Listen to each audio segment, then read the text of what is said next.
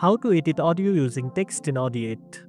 First of all, open Audiate and click on Generate in the top left corner.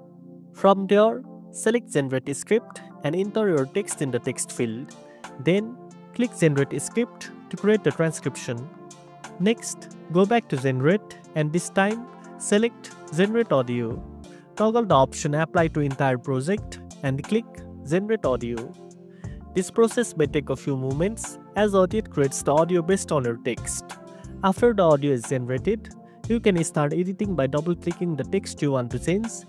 Simply edit the text and Audiate will update the corresponding audio automatically. When you are done editing, click Done Scripting. Once you have finished editing, listen to the entire audio to ensure everything sounds smooth and natural.